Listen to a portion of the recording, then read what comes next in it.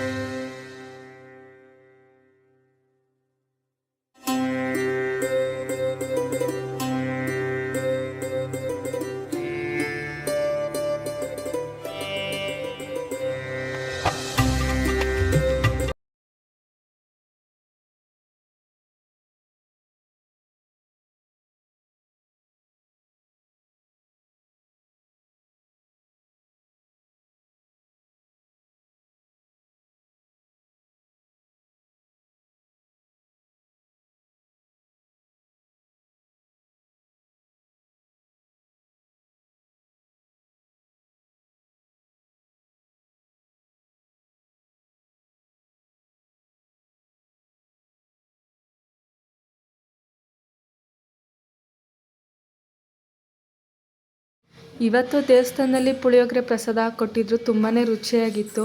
ಅಲ್ಲಿಂದ ಮನೆಗೆ ಬಂದ್ವಿ. ಮನೇಲಿ ಮೊದಲೇ ದೇವಸ್ಥಾನಕ್ಕೆ ಹೋಗೋಕ್ಕೆ ಮುಂಚೆನೇ ತಿಂಡಿ ಎಲ್ಲ ರೆಡಿ ಮಾಡಿಟ್ಟಿದ್ದೆ. ಆ್ಯಸ್ ಯೂಶ್ವಲ್ ಸಂಕ್ರಾಂತಿಗೆ ಪೊಂಗಲ್ಲು, ಖಾರ ಪೊಂಗಲ್ ಮತ್ತು ಸಿಹಿ ಪೊಂಗಲ್ ಮಾಡ್ತಾರೆ, ಅದನ್ನೇ ನಾನು ಮಾಡಿದ್ದೆ. ಅವರೆಕಾಯಿ, ಗೆಣಸು, ಕಡಲೆಕಾಯಿ ಎಲ್ಲ ಬೇಯಿಸಿದ್ವಿ, ಅದನ್ನೆಲ್ಲ ಮನೆಯವ್ರಿಗೆಲ್ಲ ಹಾಕ್ಕೊಟ್ಟೆ, ತಿಂದರು. ಮತ್ತು ಎಳ್ಬೀರಕ್ಕೆ ಕಡಲೆಕಾಯಿ ಬೀಜ, ಕಡಲೆ ಎಲ್ಲ ರೆಡಿನೇ ಮಾಡ್ಕೊಂಡಿರಲಿಲ್ಲ. ಕೊಬ್ಬರಿ ಮತ್ತು ಬೆಲ್ಲ ಮಾತ್ರ ಕಟ್ ಮಾಡಿ ಅವತ್ತೇ ಒಣಗಿಸಿಟ್ಕೊಬಿಟ್ಟಿದ್ದೆ. ಅದಕ್ಕೆ ಇವಾಗ ಎಲ್ಲನೂ ರೆಡಿ ಮಾಡ್ಕೊತಾ ಇದ್ದೀನಿ. ನಮ್ಮ ಅಮ್ಮನ ಮನೆಗೆ ಬಂದೆ, ಪಾಪು ಮಲಗಿದ್ಲು ಅಂತ. ಈಗೆಲ್ಲನೂ ಕಡಲೆಕಾಯಿನ ಸಿಪ್ಪೆ ಬಿಡಿಸಿ ರೆಡಿ ಮಾಡ್ಕೊತಾ ಇದ್ದೀನಿ. ಈ ಟಿಪ್ ಯಾರೆಲ್ಲ ಫಾಲೋ ಮಾಡಿದ್ದೀರಾ ನೋಡಿ, ಇದು ನನಗೆ ವರ್ಕೇ ಆಗಲಿಲ್ಲ.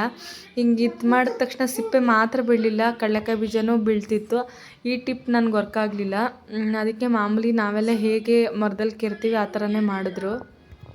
ಕಡಲೆಕಾಯಿ ಬೀಜನೆಲ್ಲ ಸಿಪ್ಪೆ ಬಿಡಿಸಿ ಈ ಥರ ಕೇರ್ಕೊಂಡು ಅದನ್ನು 2 ಭಾಗ ಮಾಡಿಕೊಂಡು ಚೆನ್ನಾಗಿರೋದನ್ನ ಇಟ್ಕೊಂಡು ಚೆನ್ನಾಗಿಲ್ದಿರೋದನ್ನೆಲ್ಲ ಬಿಸಾಕಿ ಮತ್ತು ನುಚ್ಚೆಲ್ಲ ಇರುತ್ತಲ್ಲ ಅದನ್ನೆಲ್ಲ ಬೇರೆ ಮಾಡಿ, ಈಗ ಕಡಲೆ ಮತ್ತು ಎಳ್ಳು ಏನು ಬೇಕಿತ್ತು ಅದನ್ನು ಹುರ್ಕೊಳ್ಳೋಕ್ಕೆ ತಯಾರಿ ಮಾಡ್ಕೊತಾ ಇದ್ವಿ.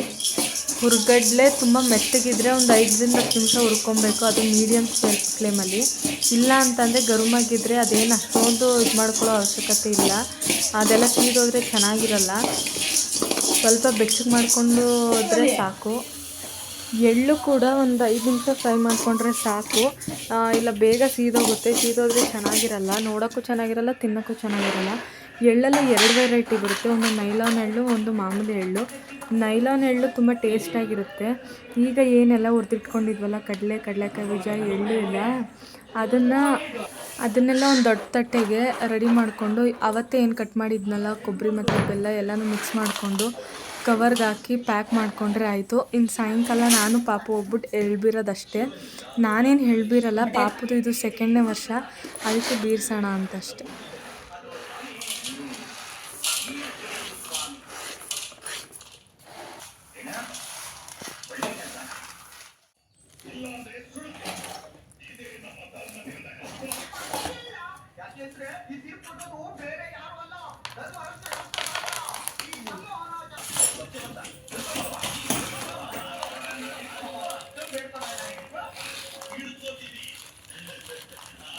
ನಾವು ಚಿಕ್ಕವರಿದ್ದಾಗ ಈ ಥರ ಬಸವಗಳು ತುಂಬಾ ಬರ್ತಿದ್ವು. ಬಟ್ ಈಗಂತೂ ತುಂಬಾ ರೇರ್ ಆಗೋಗಿದೆ, ಬರೋದೇ ಇಲ್ಲ. ಇವತ್ತು ಹಬ್ಬ ಅಂದ್ಬಿಟ್ಟೇನೋ ಕರ್ಕೊಂಬಂದಿದ್ದಾರೆ ಅಷ್ಟೇ. ಅದಕ್ಕೆ ಪಾಪು ಹೋಗಿ ಕೈ ಮುಕ್ಕೊಂಡು ಬಾಳೆಹಣ್ಣು ಕೊಟ್ಬಿಟ್ಟು ಬಂದ್ಲು. ನಿಮ್ಗೆ ಯಾರಿಗ್ಯಾರೋ ನೆನಪಿದೆಯಾ? ನಿಮ್ಗೆ ಯಾರಿಗಾರು ಈ ಥರ ನೆನಪಿದ್ರೆ, ಈ ಥರ ಇನ್ಸಿಡೆಂಟ್ ಆಗಿದ್ರೆ ಕಮೆಂಟ್ ಬಾಕ್ಸಲ್ಲಿ ಕಮೆಂಟ್ ಮಾಡಿ ತಿಳಿಸಿ.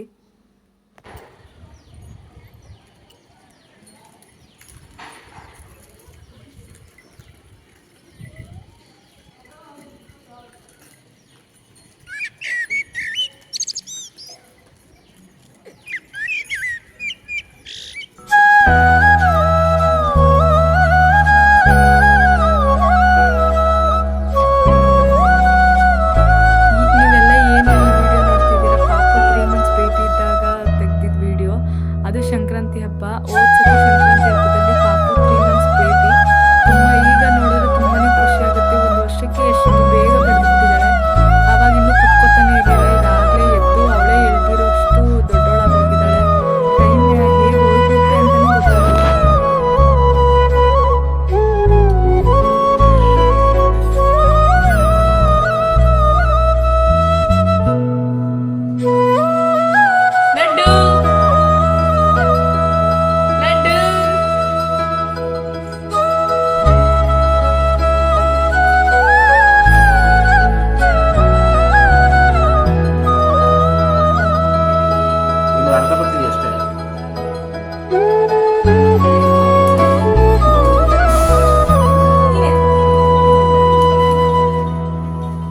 ಲಡ್ಡು ಇಲ್ಲಿ ನೋಡ, ಇಲ್ಲಿ ನೋಡಿ, ಇಲ್ಲಿ ಲಡ್ಡು, ಇಲ್ಲಿ ನೋಡಿ, ಇಲ್ಲಿ ನೋಡಿ ಲಡ್ಡು, ಈ ಕೂಡ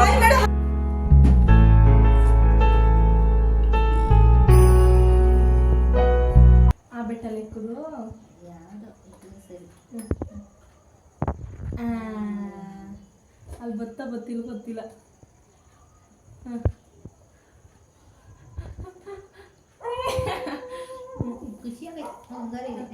ಅತ್ತಿಗೆ ಬಟ್ಟಿಗೆ ಬಿಡೋಣ, ಬಟ್ಟು ಅತ್ತಿಗೆ ಹೂವು ಕೊಟ್ಬಿಡು. ನಾನೇನು ಬೇಡಕ್ಕ, ಒಂಚೂರು ಹತ್ರ ಅಕ್ಕ ನೀನು ಇಕ್ಕೋ, ಇಕ್ಕೋ. ಹಾಂ ಇಕ್ಬಿಡು. ಈ ಕಡೆ ಈಗ ಕಪ್ ಕೊಟ್ಬಿಡು, ಇದು ಕೊಟ್ಬಿಡು. ಕೊಟ್ಬಿಡು. ಮನೆಗೆ ಅರ್ಶಿನ ಕುಂಕುಮ ತಗೊಳ್ಳೋರು ಬಂದವ್ರಿಗೆಲ್ಲ ಹೀಗೆ ಮಾಡ್ತಿದ್ಲು ಪಾಪ. ನೋಡಿ ತುಂಬಾ ಖುಷಿ ಆಗ್ತಿತ್ತು. ಎಷ್ಟು ದೊಡ್ಡವಳಾಗಿದ್ದಾಳೆ ನೋಡಿ. ಮುಂದಿನ ವರ್ಷ ಅಂತೂ ಇನ್ನೂ ನಾನೇ ಮಾಡ್ತೀನಿ ಅಂತ ಹಠ ಮಾಡ್ತಾಳೆ ಅನ್ಕೋತೀನಿ. ಇದಾಗಿತ್ತು ನಮ್ಮನೆಯ ಸಂಕ್ರಾಂತಿ ಹಬ್ಬ. ನಿಮ್ಗೆ ಯಾರಿಗಾರು ಈ ವಿಡಿಯೋ ಇಷ್ಟ ಆಗಿದ್ರೆ ಪ್ಲೀಸ್ ಒಂದು ಪುಟ್ಟದೊಂದು ಲೈಕ್, ಶೇರ್ ಮತ್ತು ಕಮೆಂಟ್ ಮಾಡಿ. ನನ್ನ ಚಾನಲ್ಗೆ ಹೋಗಿ ಸಬ್ಸ್ಕ್ರೈಬ್ ಮಾಡೋದು ಮಾತ್ರ ಮರಿಬೇಡಿ. Thank you for watching.